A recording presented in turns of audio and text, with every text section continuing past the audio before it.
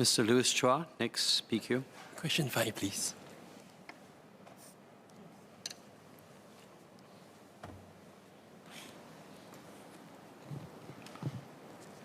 Mr. Speaker, sir, the Suspicious Transaction Reporting Office, otherwise known as the STRO of the Singapore Police Force, does not publicly release detailed statistics relating to the filing of suspicious transaction reports. The police do not track money laundering convictions by asset class. Thank you. Mr. Louis Chua.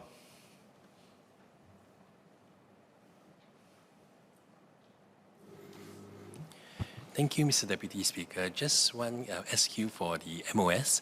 I think I understand that the requirements for developers to take certain AML actions against money laundering will be effective from June of this year.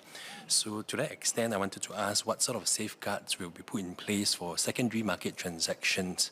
The reason being, especially if the developers actually put in place such safeguards for primary market transactions, then potentially the bad actors could even turn to secondary market transactions should they have such intentions. Thank you. MOS Sun Xueling.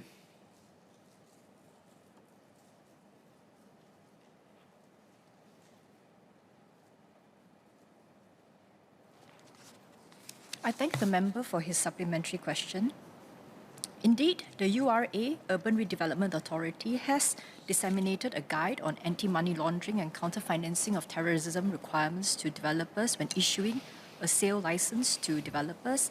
And as he has mentioned, the Developers Anti-Money Laundering and Terrorism Financing Act 2018 will be implemented on the 28th of June 2023.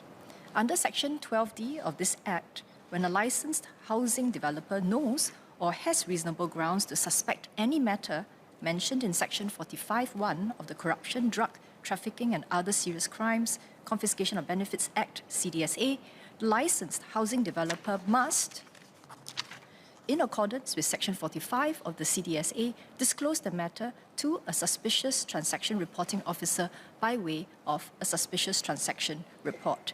When we look at the principles of reporting, as long as the developer is aware that in the course of the trade, profession, business or employment, he knows or has reason to suspect that any property directly or indirectly represents proceeds of drug dealing or criminal conduct, or was used or is intended to be used in connection with drug dealing or criminal conduct, that he is to lodge a suspicious transaction report. Thank you. No further SQs.